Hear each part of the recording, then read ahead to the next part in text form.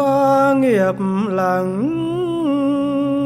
than tên gửi lòng theo tiếng chuông. Sounds True presents The Art of Mindful Living with Thich Nhat Hanh.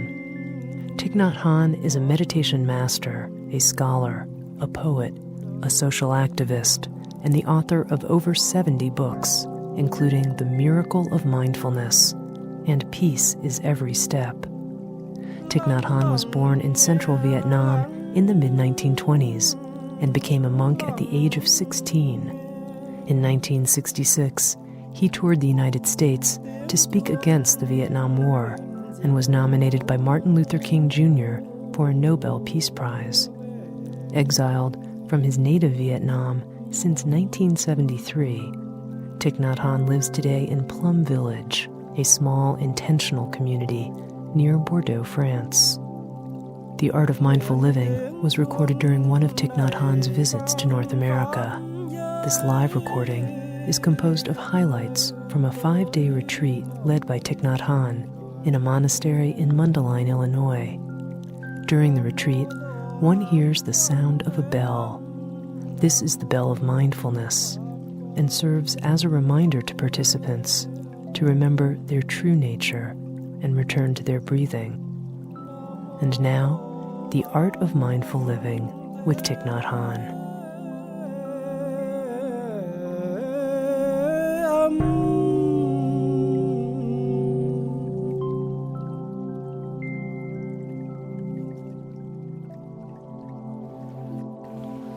Tonight I will give instructions on breathing. It's so important. If you don't know how to practice breathing, then it could be difficult to follow the retreat. The first exercise is in-out. It means breathing in. I know that I'm breathing in. Breathing out. I know that I'm breathing out. This is a very important practice. When you breathe in, you know that this is your in-breath and not your out-breath. You identify your in-breath as in-breath. And when you breathe out, you know that this is your out-breath. Only that. But it is a very important practice. This is the first exercise on breathing that the Buddha gives to us.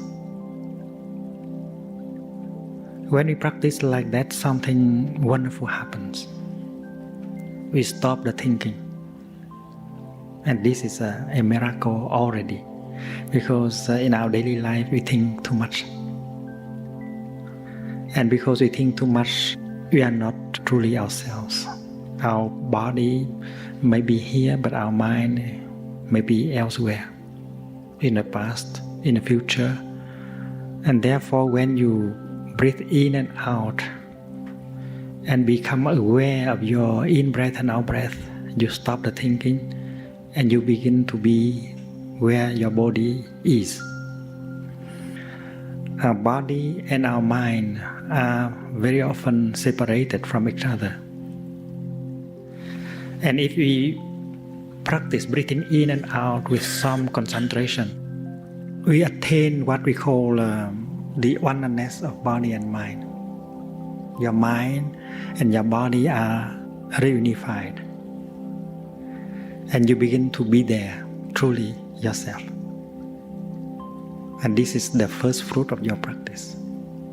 And it needs you to breathe in and out consciously, being aware of your in-breath and your out-breath. When you are not there, when you are not really there, you cannot see things very clearly and deeply. You miss everything. Everything seems to you not clear, vague. Suppose mommy is sitting there, but only her physical body is there, her mind is somewhere else. At that time, if you want to come and get some attention of your mommy, some affection, well, you will not be successful because she is not really there. She is not available to you. And that happens very often. And we are there by breathing in and out, breathing in, breathing out, and begin to be alive, to be present. And that is the practice of mindfulness. Mindfulness means to be aware of what is going on. Your child is coming and she wants some attention, some affection. You know that. So you smile to her. You might open your arms and hug her. And the basic condition is that you are there. So breathing in and breathing out is to be really there and to be available. Available to whom? Available to your beloved ones. And also to be ready to encounter life, because life can be found only in the present moment. Let us think a little bit. The beautiful blue sky. When can you get in touch with the blue sky? In the present moment. In order not to miss the blue sky, you have to go back to the present moment, because it is in that moment that you can get in touch with the blue sky. The beautiful rivers, the beautiful trees, your mommy, your daddy, they are all in the present moment. And if you go back to the present moment, you encounter them. Everything wonderful, everything refreshing, they are in the present moment. Therefore, running to the future or getting lost in the past, you miss life. And therefore, breathing in and out is to get back to the present moment where you have an appointment with life.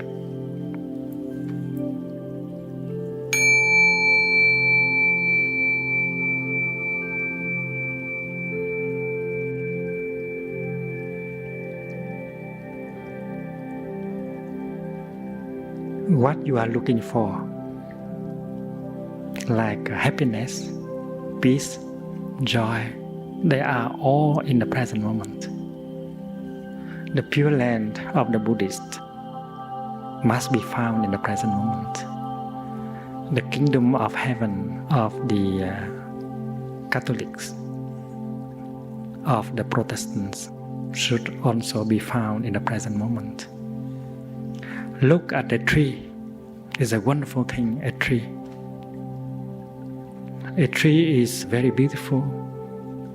A tree to me is as beautiful as a cathedral, even more beautiful. I looked into the tree and I saw the whole cosmos in it. I saw the sunshine in the tree. Can you see the sunshine in the tree? Yeah, because without the sunshine, no tree can grow.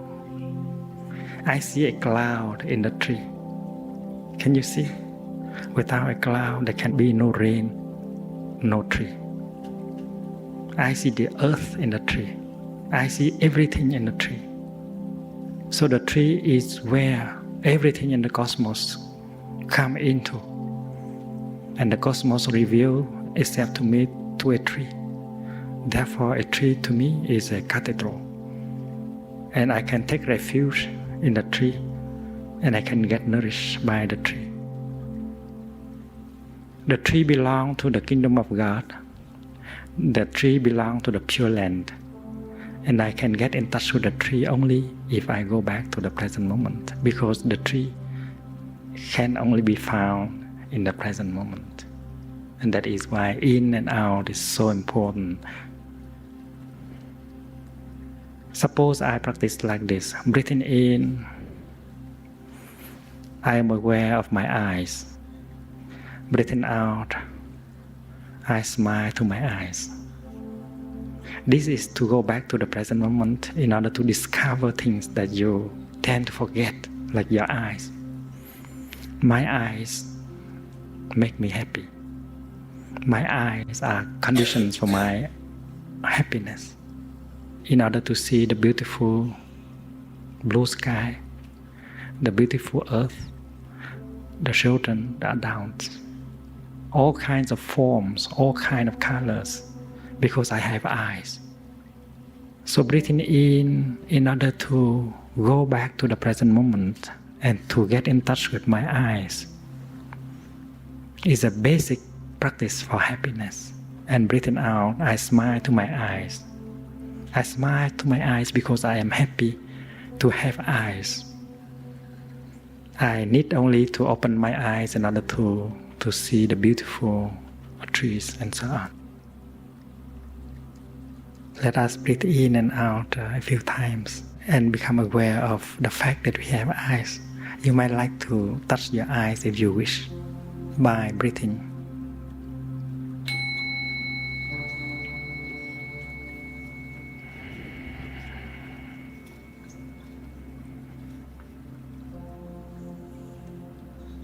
So my eyes belong to the kingdom of God, to the Pure Land. My eyes are conditions for my happiness. I go back to the present moment in order to get in touch with my eyes so that I can be happy. You know something? There are people who believe that they can enter the kingdom of God or the Pure Land after they die. I don't agree with them. I know that you don't have to die in order to go into the kingdom of God. In fact, you have to be alive to do so. You should be alive, and you should take one breath in and out. And with one foot, you make a step, and you enter into the kingdom of God right now. And this is possible with the first exercise, breathing in and breathing out. Because my eyes belong to the kingdom of God, the trees belong to the kingdom of God, and many other things. And therefore, if I become aware by breathing in and out, I only need to make one step in order to enter into the kingdom of heaven. And with some practice, you develop your concentration. And then every time you want to enter the kingdom of heaven, you can do that. You are welcome. The door is wide open. But if you live in forgetfulness, you cannot do that because forgetfulness is the opposite of mindfulness. To live in forgetfulness means to get lost in the past, in the future, to be possessed by anger, hatred, fear, and therefore you are not ready to enter into the kingdom of God. In order to get rid of forgetfulness, you practice breathing in and out, and mindfulness become the result of your practice. And with mindfulness, you get in touch with everything that is wonderful, that is refreshing, that is healing in the present moment. So let us invite one sound of the bell and breathe together 3 times in order to enjoy ourselves, enjoy the kingdom we find ourselves in this very moment.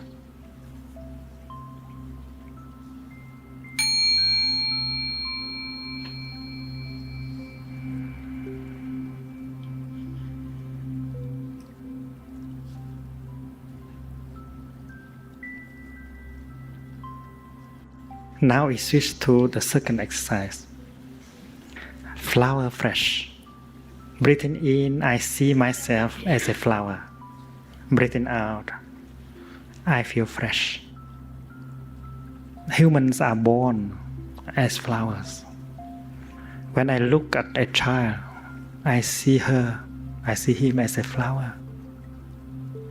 Very fresh. Very beautiful. Look, our eyes are like flowers. In the sutra, the eyes of the Buddha are described as lotus flowers. Our lips can be a beautiful flower, especially when we smile. We know how to smile. And this is a flower that we can offer to anyone at any time. Just breathing in and breathing out and smile. And you have one flower to open. And you know something, your eyes can smile too. So when you look at someone and smile with your eyes, you offer 2 flowers. And if you smile with your mouth, you offer 3 flowers. And your hands are also like flowers. And with my hands I can form a flower, a lotus flower.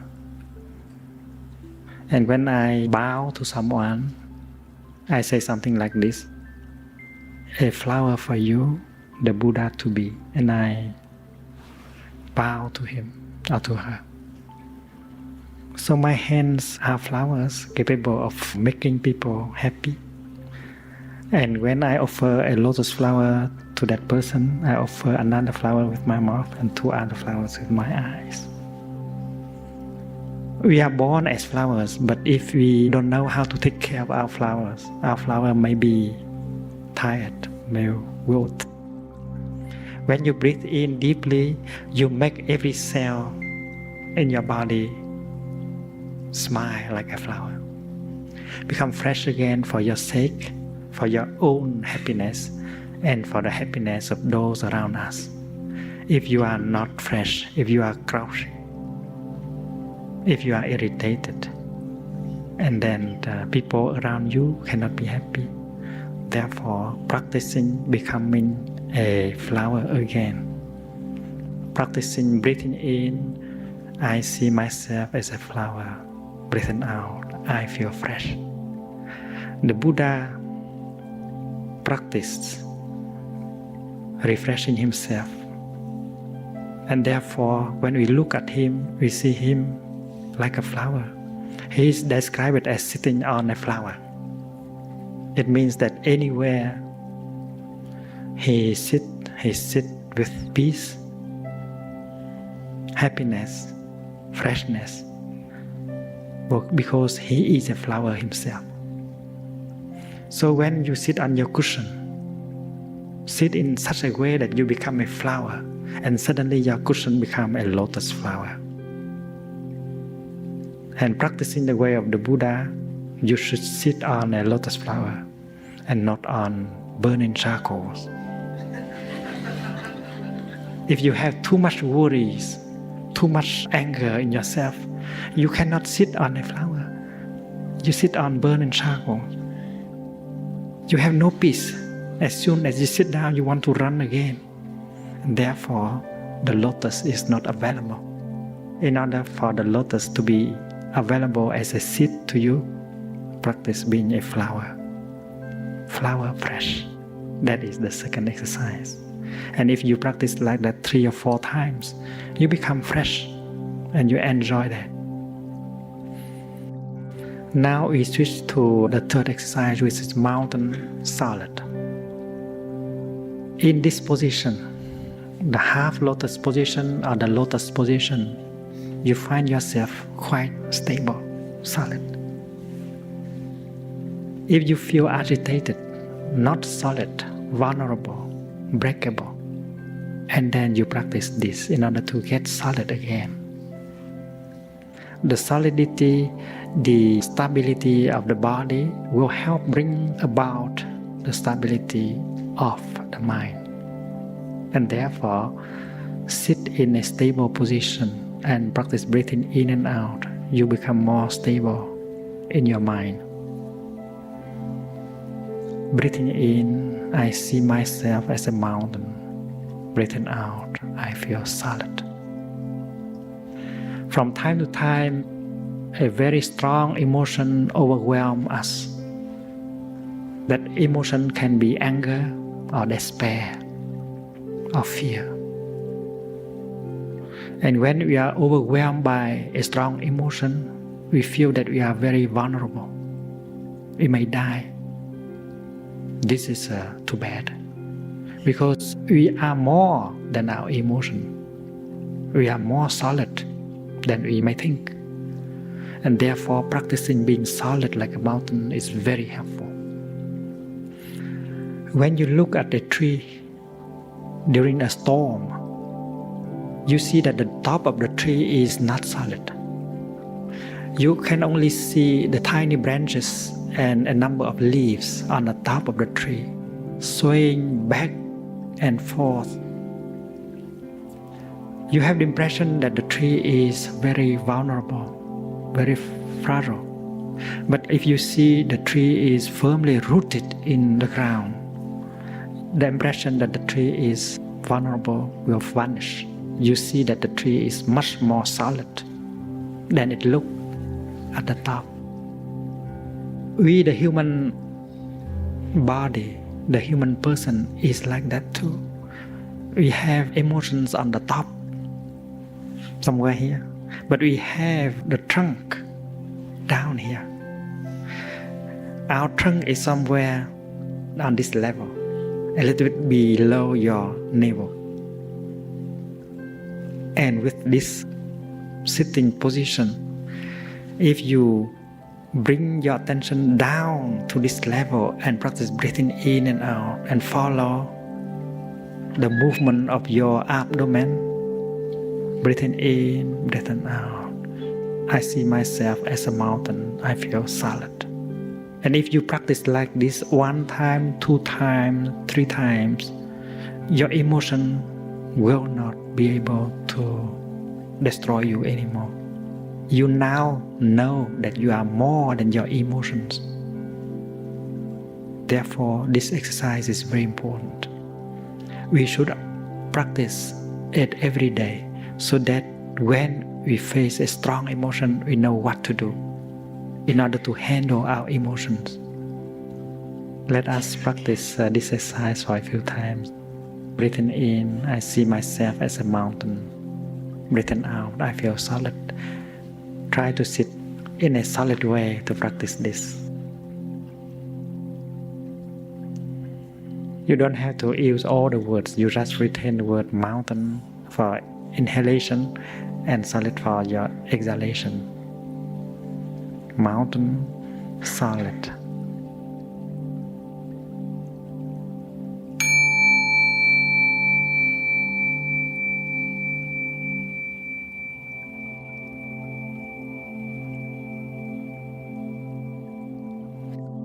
And now we practice the next exercise, which is water reflecting. Let us visualize a lake in the highland among mountains. The water is so still that it reflects truly the blue sky and the mountains. And if you look into the water, you see your face not distorted at all, because the water is calm, is still. If you take a picture of the lake, where you see that the mountain and the sky reflected in it are just the mountain and the sky above. So when you practice breathing in, you say, breathing in, I see myself as still water. Means you calm yourself by the breathing. Your breathing can become a wonderful instrument in order to calm yourself. And when you breathe out, you see that in that state of calm and stillness, you reflect things as they are. You do not distort things anymore. When we are not calm, we distort things. We cannot receive the message of other people. You cannot receive the truth from other beings. Suppose the moon, the beautiful moon in the sky, wants to reflect herself in the water of your pond, but the water of your pond is not calm. How can the full moon reflect herself in you? And therefore, it's not the fault of the moon, it's the fault of the water. If the pond of the mind of living beings is stilled, the beautiful moon will reflect itself in it. That is an old poem that I read when I was young. If you are still, then your perceptions will be correct. And we will understand what people are trying to tell us. The moon, the mountain, the rivers, the trees, everything is trying to tell us the truth. But because the water of our mind is not still, that is why we are not able to receive the truth from the cosmos. And therefore, we should practice breathing in and out and calm ourselves for true understanding to be possible. Sitting quietly and breathing in and out is a wonderful way to calm yourself and to be still waters. Then the next exercise is space free. Breathing in, I see myself as space. And breathing out, I feel free. Space is the symbol of liberty. If you do not have space around you, you cannot move. And therefore, if we want to be happy, we should allow ourselves some space around and also space inside. The refreshing moon of the Buddha is traveling in the sky of utmost emptiness. The Buddha has a lot of space inside and outside, and therefore he can be happy. And those of us who have more space inside and around us are happier than other people. And therefore this practice is to bring space into you and around you. If you want your beloved one to be happy, give her some space around and inside her. If you want to be happy, give yourself some space inside and around. When you arrange flowers, you should know that each flower needs some space around. One flower like this would need this much space at least for the flower to radiate its beauty and its freshness. So next time when you arrange flowers, don't use too many flowers. You need only 2 or 3, and you give each flower a lot of space. Human beings are like flowers. They are flowers, and they should be allowed space inside and outside in order to be happy. So practicing like this is to allow us space inside, space outside. And space here, you cannot rent. On my way here, I saw a sign by the street, space for rent.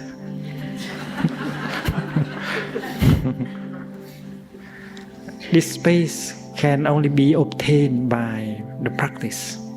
You practice in order to offer freedom, to offer emptiness to yourself and to others. If you have so many projects, if you are directors of so many companies, you don't have space, how can you be happy?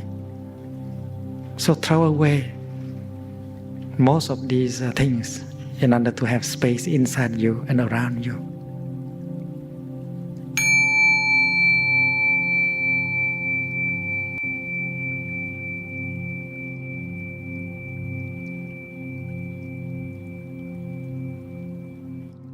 I would like to tell the young people that the Buddha is not a god. He is a human being like us. And the word Buddha means the person who is awake. Bud, the Sanskrit verb, means to wake up. And Buddha means the one who is awake. And if we practice awakening, we become a Buddha. When you practice breathing in and out, your body and your mind become together, become one, and you are there in the present moment. You are very much a Buddha. Only a Buddha, a full Buddha, is someone who is awake all day.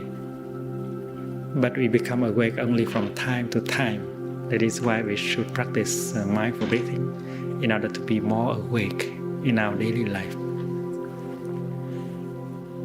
I talk about awareness.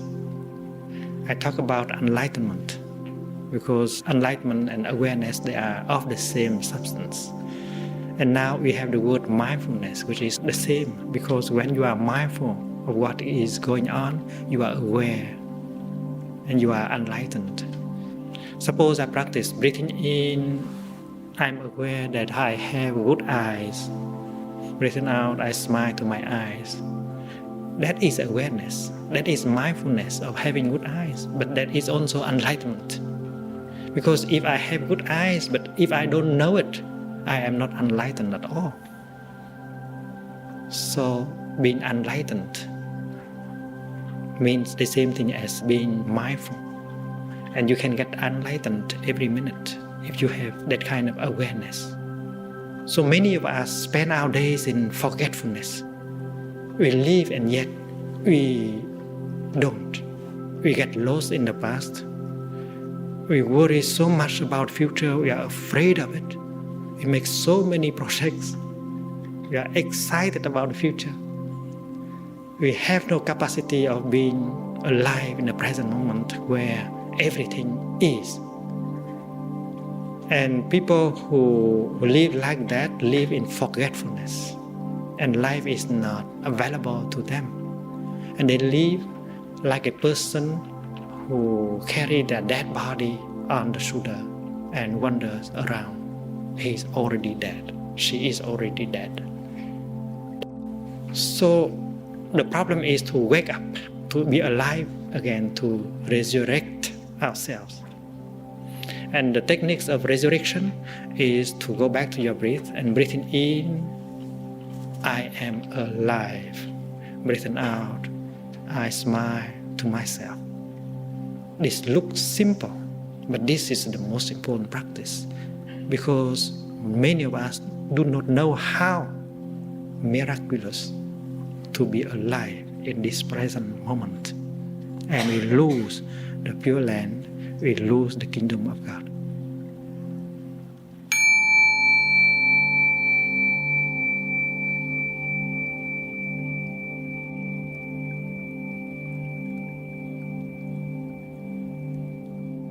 I have spoken of the present moment.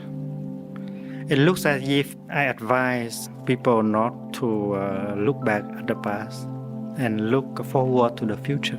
If you do not look back at the past, how can you learn from the past? If you do not plan for the future, how can we arrange for our children and grandchildren? But the teaching is like this. The present moment is made of the past. The past is still alive in the present moment. If you are aware, if you are awake, if you are mindful, if you are able to touch the present moment, you also touch the past. Because of the very fact that the present is made of the past. So there is a possibility to change the past. Usually we don't think that we can go back to the past in order to fix things there. We have made some mistake in the past. We have broken something in the past. And now we regret. And we live with our complex of guilt. And many people do not have peace because their guilt is so intense. But if they learn and find out that the past is still there in the present moment, they will know a way out. Because if they breathe in and out and become mindful, when they touch the present, they touch the past. And they can change the past by changing the present. Suppose you said something not very nice to your grandma 20 years ago, and now you regret it. What can you do in order to get rid of your guilt, to be kind to grandma again. Look at the present moment deeply. Look at yourself, and you know that grandma is still alive in you. You are only a continuation of grandma. So look deeply in you and see grandma smiling to you in yourself. And with that mindfulness, you just say, "I'm sorry, grandma." And then you see her smiling to you, and the wound will be healed very quickly. There's no need to live with your anguish, your guilt. Guilt is an obstacle for the practice. And as you can touch the past through the present, why don't do the healing right now?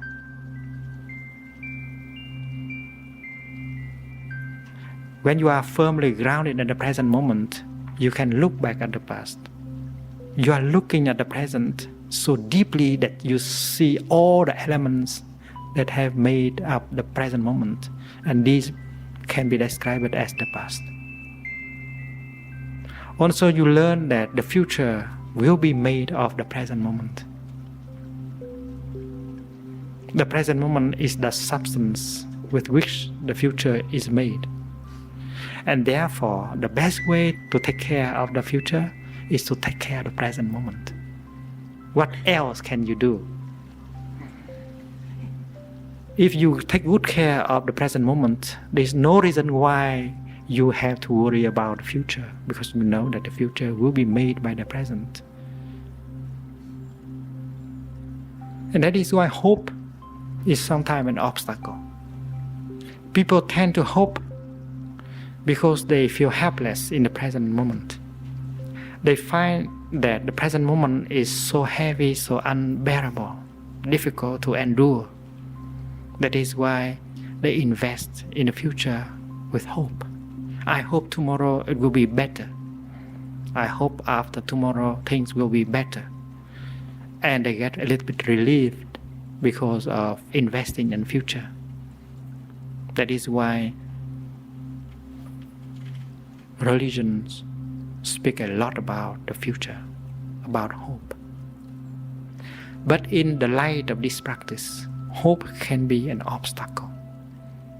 Because investing in the future, you have to spend a lot of energy for hoping.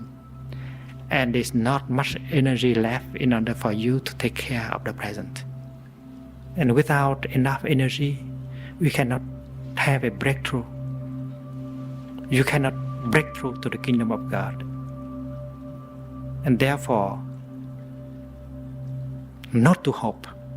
Bring all source of your energy back to the present moment and get a breakthrough. And this is the practice.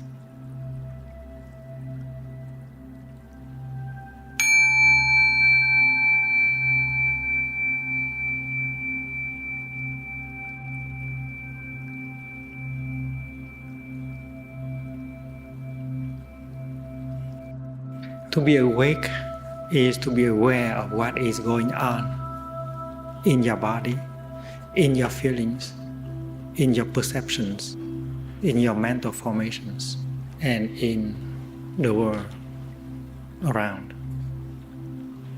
You are aware that the trees are beautiful. That is awareness. You are aware that many trees are being cut down. That is awareness. Awareness of what is happening on the good side and on the side that is not so good. To be aware of things in the good side in order to get in touch with them, to be nourished by them, to be in touch with what is not good in order to change them, to help stop them, and to transform them. And therefore, practicing awareness, we profit from the practice. And today I would like to speak on the first side, the side of what is not wrong, to get in touch with that side. This morning, when I walk from the building to the meditation hall, I got in touch with the sunshine beautiful trees, and I made peaceful steps on the earth. I felt very happy. I felt nourished by the beautiful sky, the sunshine, the beautiful trees. When I touched the earth, I knew that the earth, our mother, is still there, and I got nourished by the fact that I'm alive and walking on the earth. So I planted in myself a number of seeds of happiness.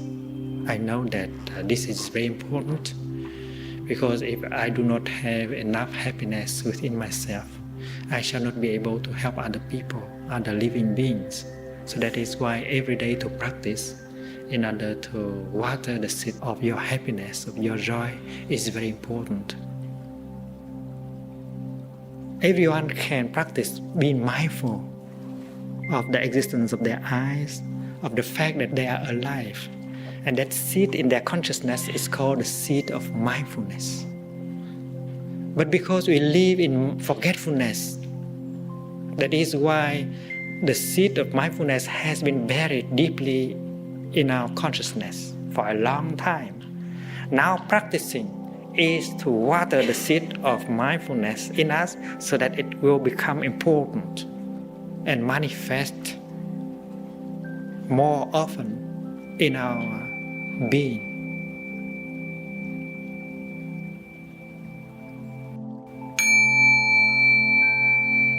Our consciousness is something like this, with a lower part and an upper part. The lower part we call storm, and the upper part is called mind consciousness. Store consciousness, alaya vijnana, contain all seeds of happiness, seeds of joy, seeds of enlightenment, seeds of anger, seeds of fear, all kinds of seeds, good and bad. And when one seed is watered, that seed can grow more strongly, and it will manifest itself in the upper level of our consciousness. We call the level of mind consciousness, mano vijnana. Suppose this is a seed of my anger, and if someone water it by saying something mean to us, this seed will move, become important, and manifest itself as anger. And it's not pleasant to have the seed of anger manifested in ourselves like that. And because every day we water the seeds of unhappiness of each other, that is why these seeds grow very strong, and they suppress the seeds of happiness within us. The seeds of joy, the seed of peace, the seed of smiling, and so on. And including the seed of mindfulness, which is a wonderful seed. Now the practice is to refrain from watering the seeds of unhappiness and concentrate on watering the seeds of happiness, the seeds of joy, the seeds of peace, the seeds of mindfulness. This seed of mindfulness, which is buried under many layers of afflictions, now begin to be watered by our practice of walking in, out, fresh, flower fresh, eating mindfully, smiling at a piece of string bean. These are all practice of watering the seed of mindfulness. So the seed of mindfulness will spring up first like that. But if you practice for 2 days or 3 days, it becomes bigger, and it becomes bigger on the level of the mind consciousness. So for a person who is so unhappy, who live like a dead man, the seed of mindfulness is still in him. And if he knows how to water the seed of mindfulness, he could become an enlightened person and be very happy. I remember in the Gospel, Jesus said that The kingdom of God is a grain of mustard. If you put the mustard green into the damp soil, it will grow into a tree, and many birds can come and live in its branches, right? So that is the kingdom of God. Very tiny, like a grain of mustard. And I remember another thing Jesus said, the kingdom of God is like this, the yeast that make the flour rise. The yeast is just a little bit, but if you know how to use it, you make a whole lot of bread. So mindfulness may be in us small, but if you know how to practice it, that will become the yeast of your life. And practicing mindfulness in daily life is to stop one thing, forgetfulness. And when you stop forgetfulness, many good things will come up. And that is why the first aim of the practice is to stop forgetfulness. And stop forgetfulness not by fighting, but just lighting up mindfulness. When you light up mindfulness, forgetfulness will be transformed. You don't have to chase it away. It's like when you bring in a lamp and the darkness will just dissipate it. So that practice is called samatha. The Chinese word is ji, stopping, calming it.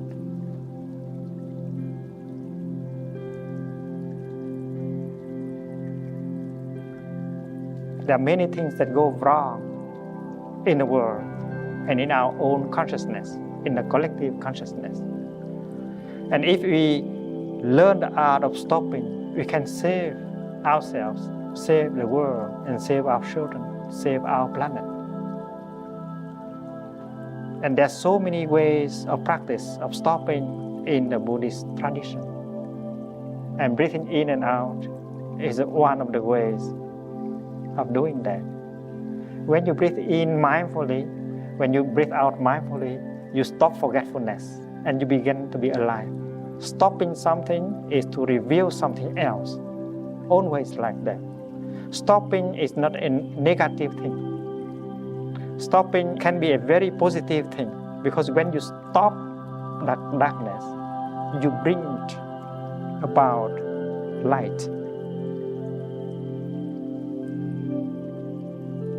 And mindfulness is the kind of energy that you use in order to do the work of stopping. When you have some anger in yourself,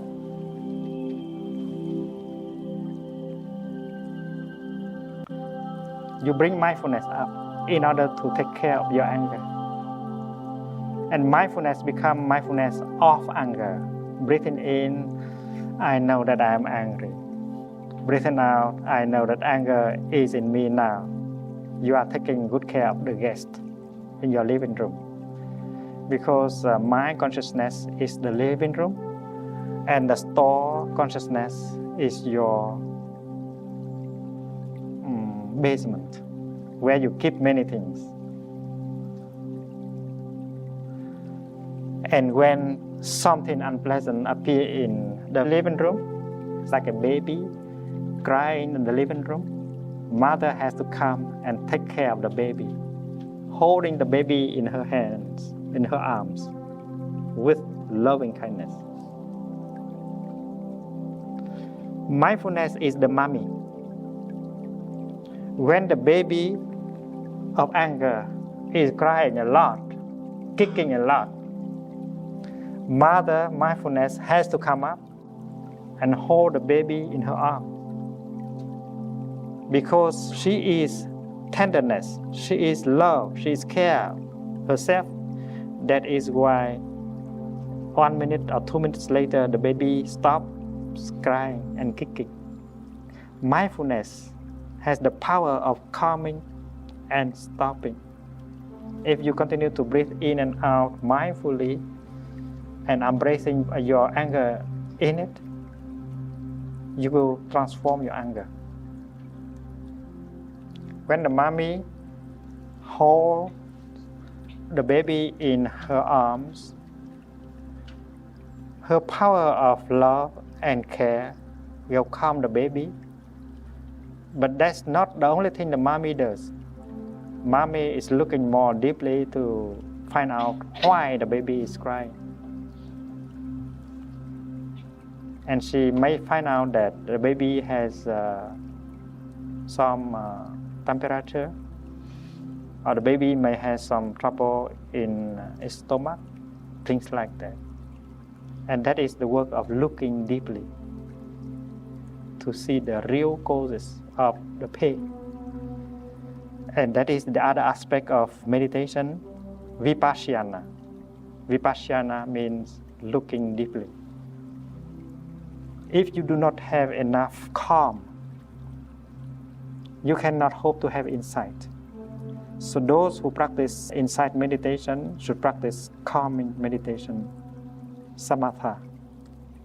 Because the moment when you become still like still water and solid like a mountain, you begin to see things much more clearly. And that is why samatha contains vipassana. The same thing is true with vipassana. When you are able to see into the true nature of things, you already have calm and stillness within yourself. Therefore, in vipassana, you already have samatha. And both practice, calming and looking deeply, is carried out by a kind of energy you call mindfulness. Mindfulness is the blood of your psyche. You have some mindfulness within you, but that mindfulness is still weak and is not enough. It has not enough power to heal, to calm, and to transform. That is why we need to practice in order for mindfulness to become a habit energy. Vasana, the kind of energy that will be helpful. We have so many kinds of habit energies that are destructive. But here is a kind of habit energy that has a rescuing power and healing power, the power of mindfulness. And this is the practice of getting in touch with what is refreshing and healing.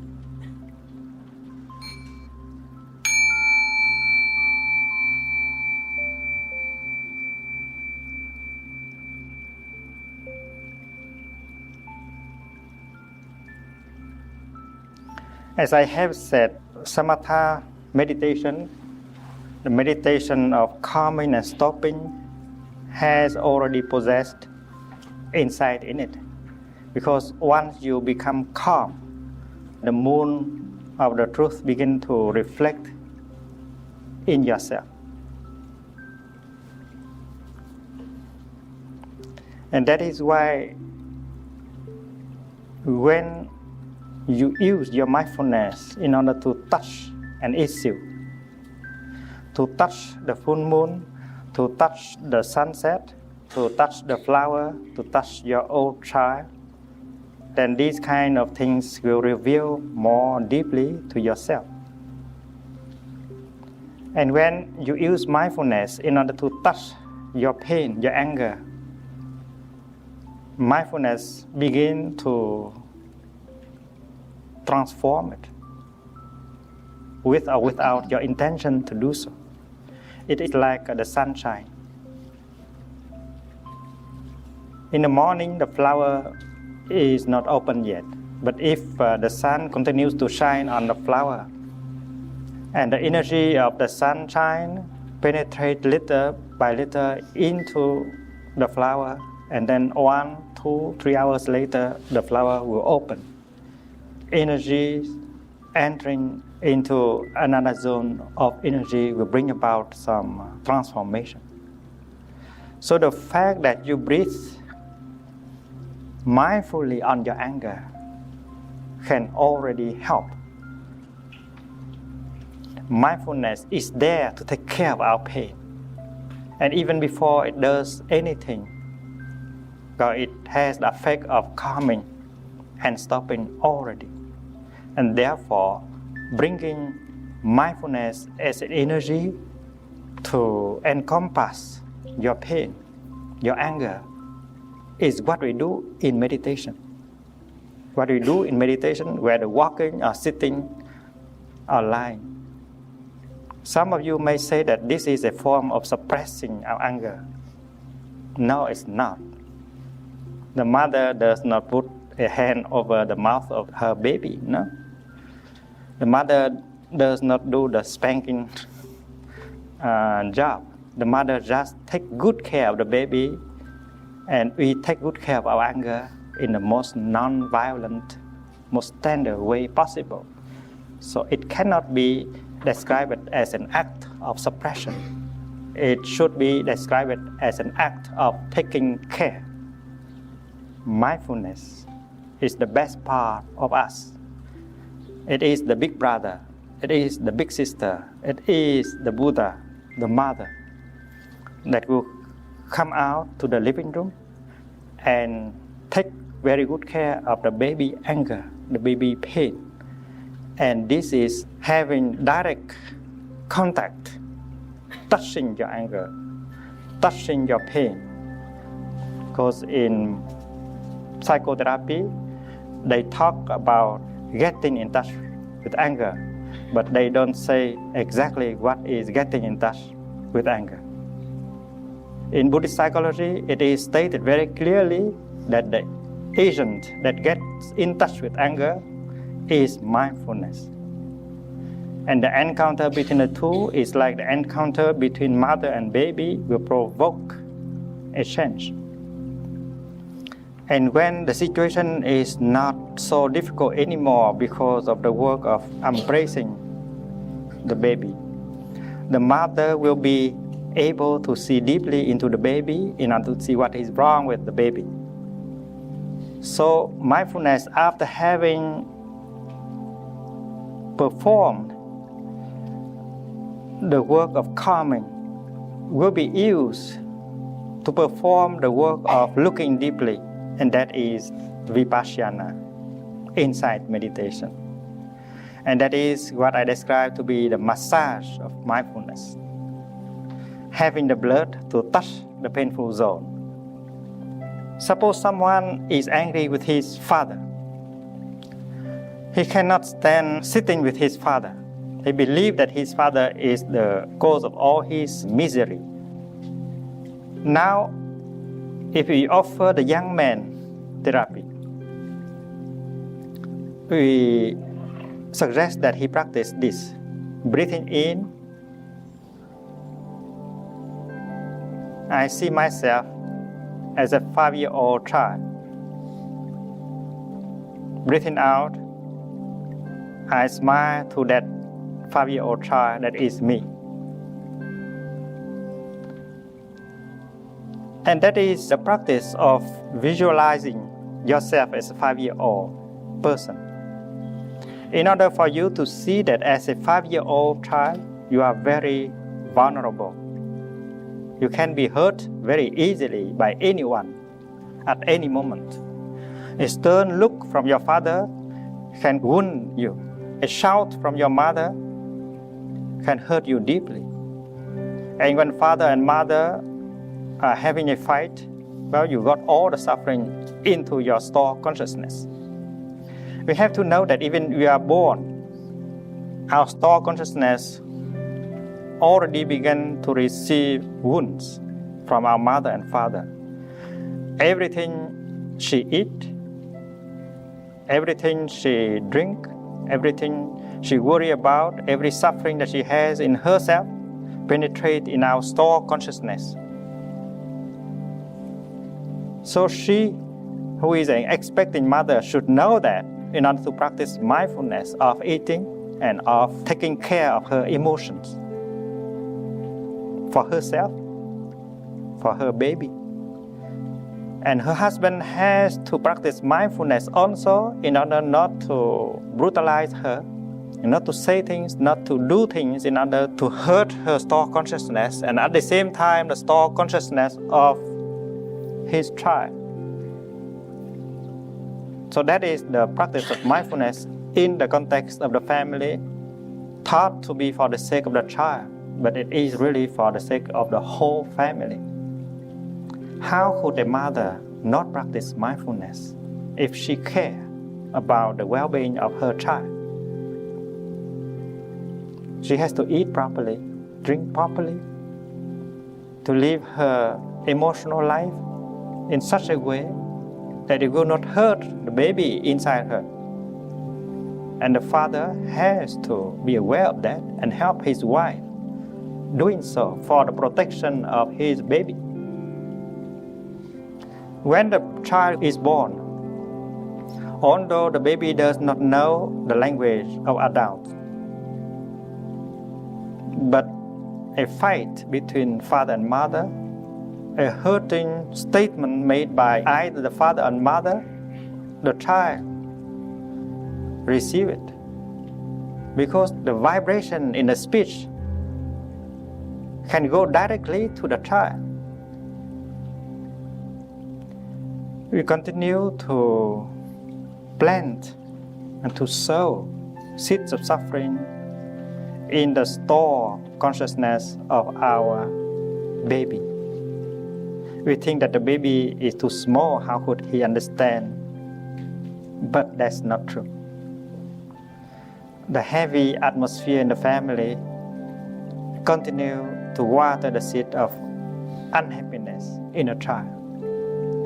In Buddhism, store consciousness is very often compared to a piece of fertile soil,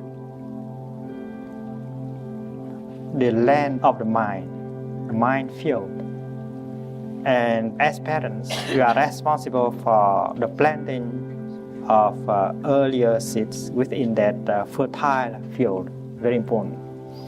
And you know that if you are not mindful, and then you can make your child unhappy by continuously sowing this kind of seed in him. From time to time, the little boy, in order to avoid suffering, run into the toilet room and lock himself in there. It is a tragedy, but his parents do not notice it. And he suffers silently, very deeply inside the toilet room. And with that kind of heritage, he grew up as an unhappy person, and the young lady he married will have to suffer. And the children that they bore will continue to suffer because the young boy now has become adult and does not know how to transform the seeds of suffering in his store consciousness, naturally make his children suffer, his wife suffer. That is the will of samsara. So I propose that those who are about to get married should engage in half a year of practice in order to transform their internal formations here first before they get married. That's for their sake and the sake of their children. 1 year may be good. In countries like Thailand, Cambodia, all young men are expected to practice something like a year in the monastery. Maybe in America you can do that. And that would be a requirement for those who want to marry, to get married. 1 year of practice in order to transform the seed of suffering transmitted by parents. Otherwise, you will perpetuate the cycle of suffering on and on.